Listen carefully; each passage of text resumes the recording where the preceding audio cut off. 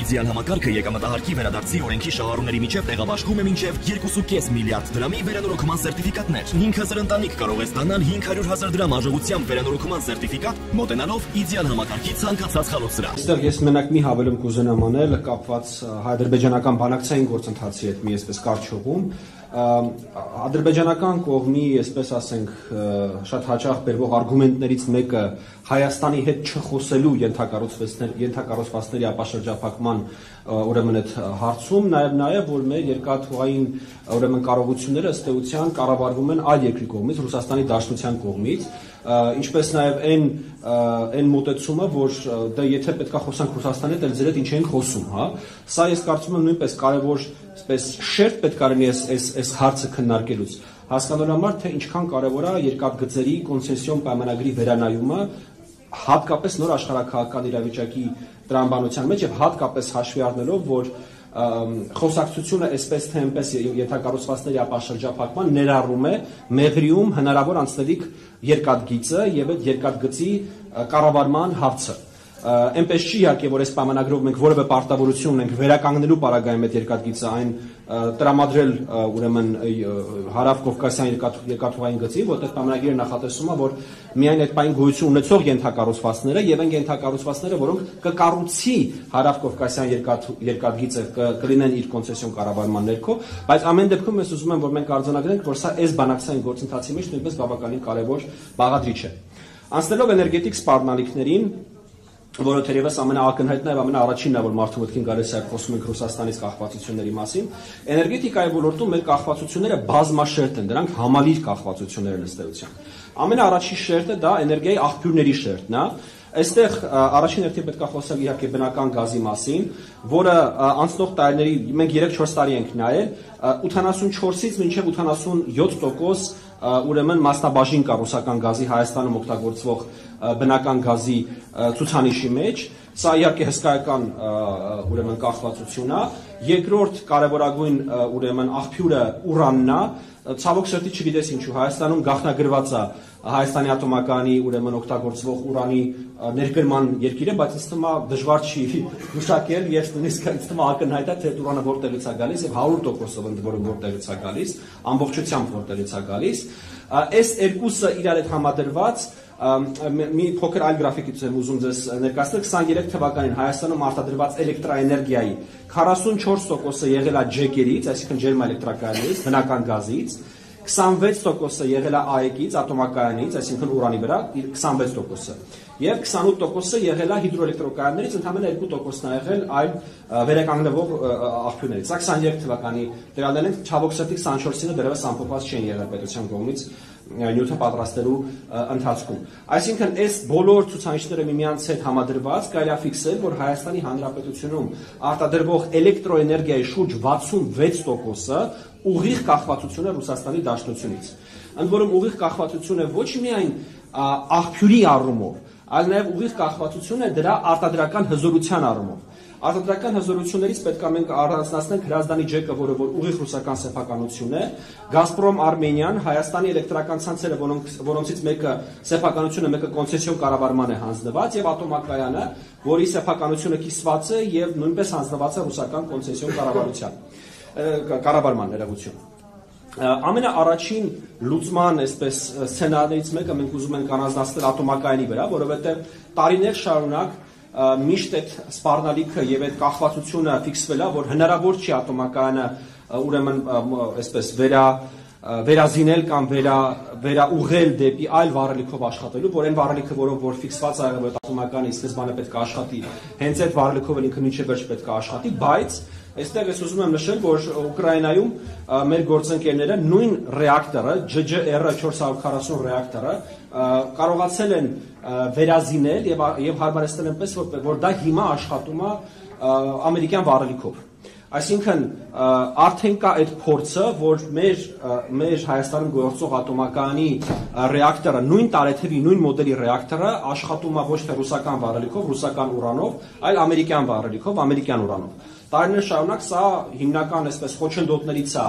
ներկայացվել Հայաստանի էներգետիկ կախվածության վերանայման, բայց հիմա սա ապացուցված է, որ հնարավոր է ուրեմն սա վերափոխել, ընդ որում Ուկրաինայում դա տևել է մոտավորապես 6 ամիս ամբողջ աշխատանքը, բայց քանի որ դա եղել է պատմության մեջ առաջին դեպքը եւ ինչ որ չափով նույնիսկ փորձնական դեպքը, պետք է ֆիքսենք, որ հաջորդ քայլում, այսինքն հաջորդ տեղում օրինակ մեր մոտ դալելը կարա տևի շատ ավելի կարճ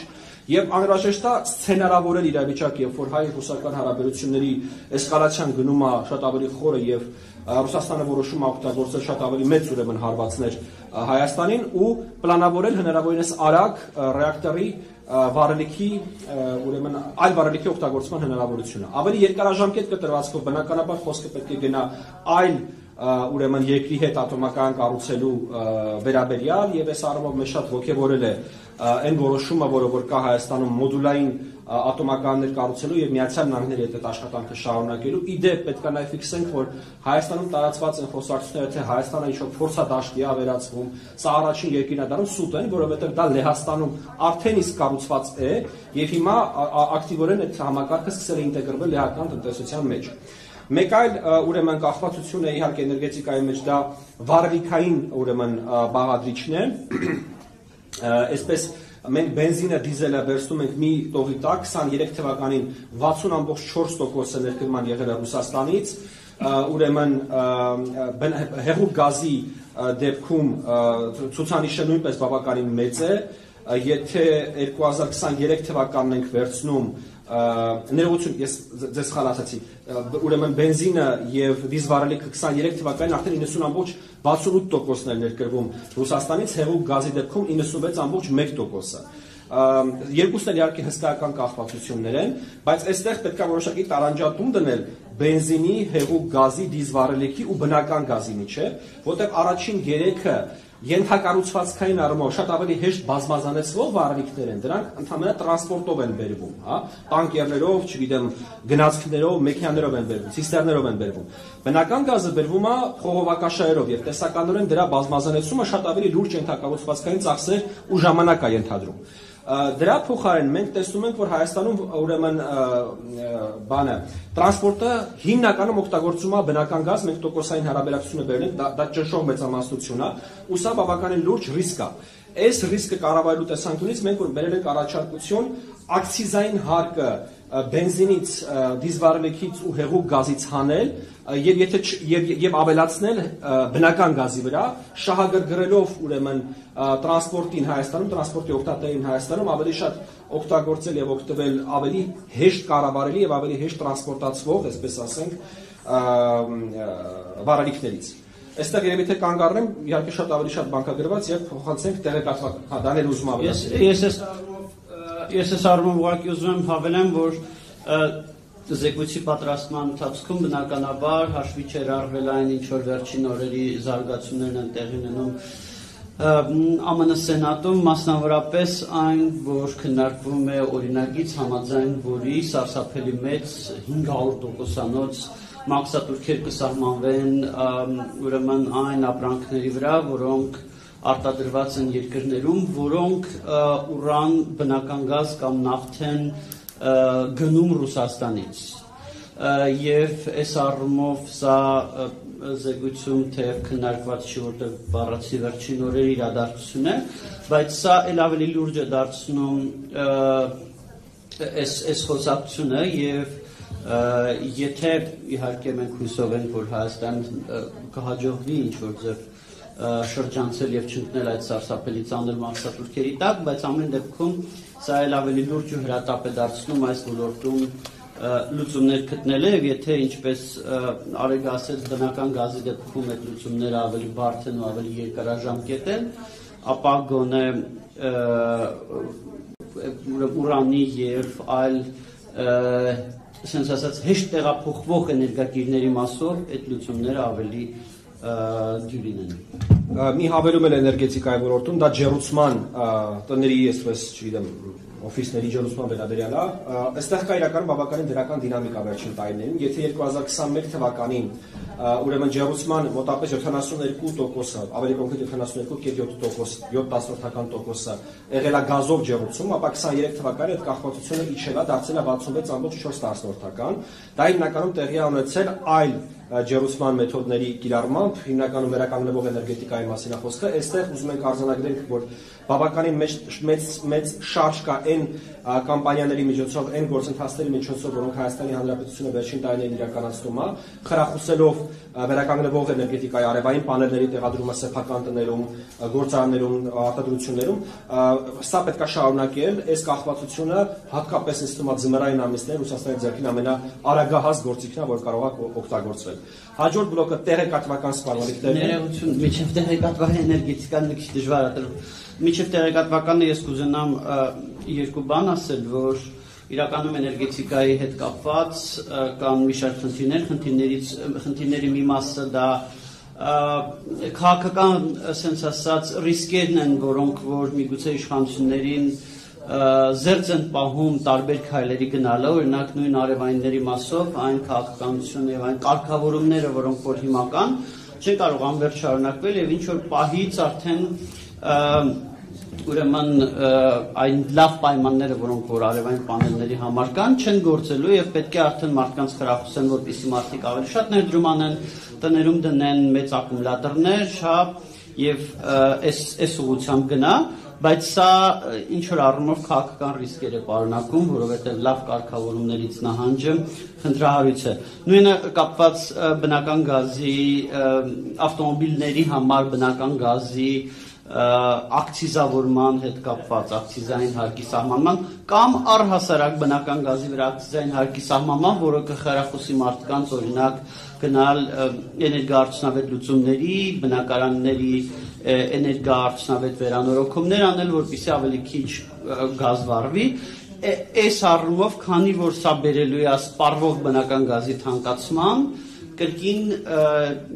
կանխավարկածն է, որ իշխանությունները կվախենան այս լուծումների գնալ եւ շատ կարեւոր է, որ այստեղ լինի հանրային ընկալում ու ինչ որ առումով հանրային պահանջարկ, որ այո, այդ լուծումներին պետք է գնալ, այո, այդ լուծումները ցավոտ են, այո, մենք սկսելու ենք ավելի շատ վճարել, բայց երկարաժամկետ առումով դա մեզ ձեռք է տալիս։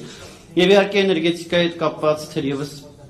երևի գործընկերներն էլ կհամաձայնվեն, այս պահին ամենամեծ խնդիրն այն է, որ էներգետիկայի մենեջմենթի պատասխանատու Հայաստանի Հանրապետությունում չկա։ Էներգետիկ ոլորտի քաղաքականության մշակումն ու իրականացումը, ինչպես գիտեք, տարածքային կառավարման եւ ենթակառուցվածքների նախարարության ներքո է, այդ ոլորտը համակարգում է փոխնախարար, որը, եթե ես ճիշտ կհիշեմ, սեպտեմբերից, չէ՞։ Սեպտեմբերից այդ հաստիքը թափուր է, այսինքն սեպտեմբեր ամսից Հայաստանի կառավարությունում չկա այն focal point-ը, այն պատասխանատուն, ով որ պետք է էներգետիկ ոլորտի քաղաքականությունը մշակի իրականացնի։ Այո,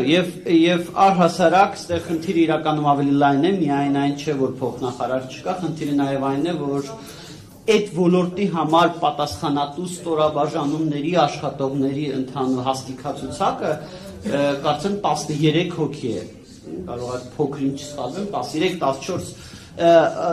14 հոգի է։ Հա, եթե մենք ակնկալում ենք, որ նույնիսկ ամենալավ դեպքում, եթե մենք գտնենք էներգետիկայի ոլորտի աշխարհի լավագույն մասնագետին նշանակենք փոխնախարար եւ գտնենք շատ լավ մասնագետների, համաշխարհային լեվելի մասնագետների եւ լրացնենք մյուս հաստիկները, միևնույն է 13 հոգի չեն կարող լուծել ոչ միայն այն խնդիրները, որոնք որ թվարկեցինք, այլ նաեւ ընթացիկ խնդիրները, որովհետեւ այդ 10 քանի հոգու վրա պետական էներգետիկ կառույցների կառավարումն է, կան մի շարք էներգետիկ